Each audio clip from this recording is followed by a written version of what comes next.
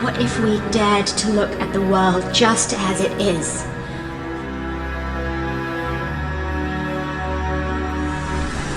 The sap behaved as if the boat was stationary. What does that mean? I don't know. Why does the sun? Why does it change size from summer to winter? No, the heavens should be simple. Why the joint effect of two circles? Wouldn't it be more perfect if single circle gave sense to everything? Orestes, by what authority do you judge the work of God? What is wrong with you Christians? The Christians have gathered in the Agora. They are mocking the gods. We must put an end to these insults. Are you going to attack them? Are you going to stain your hands with blood for an insult? Hey everybody, Z. This is a trailer for the intro to the movie Agora, and it's a movie that features Rachel Weisz playing the role of Hypatia. I think they shot this back in 2009. You can watch the movie here, I believe, on YouTube. And I'm going to plan on doing it this weekend. I actually shot a video on this almost a year ago, and I kept doing more and more research into her and getting to the truth behind it. Spent a lot of time with John Lamb Lash, and not just the story of Hypatia, but Lydia and the matriarchs and these women who were just phenomenal. Just basically Hypatia here, she's a daughter of Theon, and this gentleman was, I guess you could say, like a professor at one of the most prestigious schools in Alexandria, Egypt. You're going back to the year, I think it's 415, between 371 and 415. And anyway, so Alexandria, Egypt is basically the Mecca or the center of knowledge of the world. We've got the library, they got the major and the minor libraries there. And everybody from the known world is bringing all of their knowledge, all of their scrolls, and all the history of who we are, where we came from, us. And they stored it all there in these libraries. And at the same time, up in Rome, you've got at Fanny Packer Constantine up there, and they're losing the grip of power worldwide.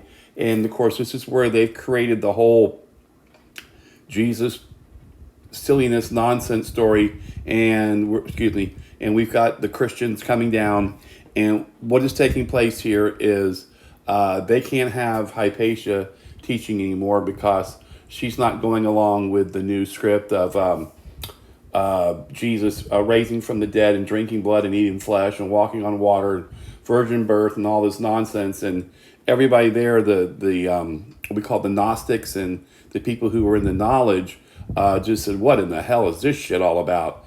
And so these people got to go, and being Hypatia is, probably one of the most respected philosophers. She's a philosopher. She's a Neoplatonist under Plotinus.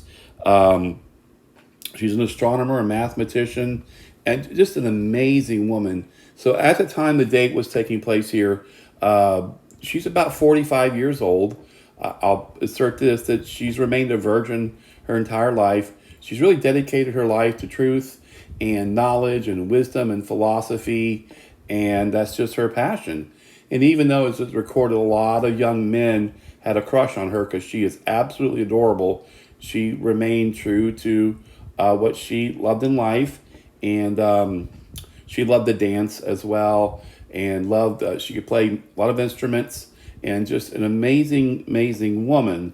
But she has, her demise is coming pretty quickly here. So in this scene is when the Christians come in, and they're charged with, these are pagans, and we have got to cleanse Alexandria of anything that's not, under this Yahweh, Jehovah horse shit. So anyway, so I'm going to pause it here for a second, and we're going to go to a clip. I can't find it, but it's a scene in the movie where they take her life. So I'm going to move over to it in a moment. Well, let's just play a little bit more, and then we're going to talk about the death of Hypatia and the hypocrisy as it relates to Jesus. So hang on. If two are equal to a third, they are all equal to each other. Do you know? Are you both not similar to me? If you're going to imprison my brothers, then you're going to have to imprison me with them. You are as Christian as we are. More things unite us than divide us. You don't question my believe in philosophy. I must. Your God has not yet proved himself to be more just or more merciful than his predecessor. Now, whatever may be going on in the streets, we are brothers. If anyone dare lay a finger on one of my brothers, I swear I'll run him through.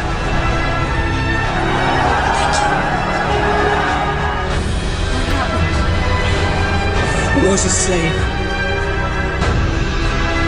Hypatia, look around you. Death.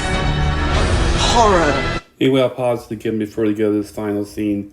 But here they come in, and they're going to burn down all the libraries in Alexandria, the major one and the minor one as well. So whatever our history was of our true creation, our lineage, our parents, where we come from, was destroyed in this day by not Hell's Angels, not Mongols, born again Christian, Freemason, Masonic shitheads from Rome who came down here to straighten her out and shut her up. And I'm going to back out of this real quickly here, try to do this real fast. And I'm going to go to this scene here, and let's let it play here. Here we go.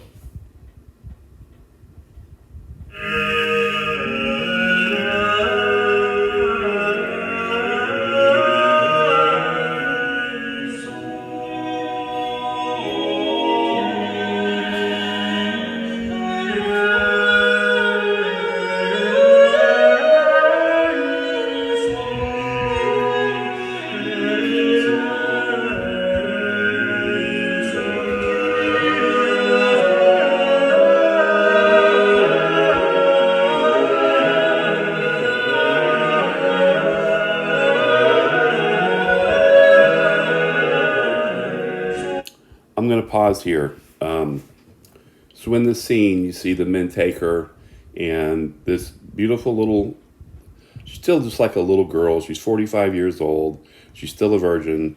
And the men come and they strip her and they rape her. Now, as it's recorded, the first man who strikes her breaks her jaw. Now, in the movie, this gentleman here is going to come in, her romantic interest, which is not historical, and he asphyxiates her right now, so she doesn't have to go through the painful death that they had planned for her, but that's not what happened. This scene didn't take place like this. They struck her, they broke her jaw, she's stripped naked, she's thrown to the ground, and she's penetrated and she's raped over and over and over. She's flipped over and she's sodomized, screaming. She can't form words because her jaw is broken. Excruciating pain. So this little woman who is so cute, who's standing for truth, her first encounter with a man is in the form of the most brutal rape, gang rape that you could imagine. They proceed with her, and out of just anger, they break her arms, then they break her legs, they continue to rape her. I hope she dissociated early in this, but she's broken. They take stones and start to beat her, still raping her. They then take what is called their oyster shells, and I only can hope that she's expired at this point. But they take the oyster shells and they start cutting the flesh off of her. They cut off her breasts. They cut out her eyeballs, and they tear her by her limbs. And then she's dragged into a fire pile, which she's lit on fire. And they literally got to scrape what the remains of her off the pavement of the floor. This is what happened. I want to rewind it just a little bit here. So I just want you to see her face and the sheer horror that's in there. I want to pause it here. And I want you to get a good look at this. She's so adorable. She reminds me of my Susan. They look a lot alike, long curly hair. So it's kind of hard for me to watch this. But I want to talk about the fucking hypocrisy that the church produces. That we have this liaistes, this child trafficking dude named Jesus, who they make out to be the fucking hero of the world, the savior of the world, the child trafficker who's arrested, as we know, at 4 a.m. in a public park cemetery, performing the mystery on a Mayaniscos, which is a prepubescent boy, at 4 a.m. in the Garden of Gethsemane when he's caught by the Roman guards. Either castration or circumcision or both. But when the authorities show up, we know the story, Mark 14, 51 and 52. And the boy runs off, and the scene dome, which is a medicated wrap around his genitals, falls off, and Jesus is captured, drugged out of his mind with seminal fluids in his beard and all this shit, and he's hauled off, and you know what happens, they crucify him and that. But yet they make him out to be the hero of the world, and Mel Gibson can create this movie, The Passion of the Christ, where people is horrible. He took this horrible beating to save mankind. Total fucking horseshit. But yet we take Hypatia here, who was one of the most brutal murders maybe in history, and this poor little girl who did nothing but stand for truth is murdered. And yet you don't see them Mel Gibson making a movie about her, do you? Have you ever been in church on Sunday morning and heard any pastor or preacher talk about Hypatia and the sacrifice that she made? Fuck no, you don't. All you hear about is little hook-nosed Jesus boy, the child trafficker with his 12 disciples of little children, being the hero of the world. Talk about fucking hypocrisy. Once again, just total freaking attack on our divine feminine, our goddesses, our mothers before us, and those who stood for truth.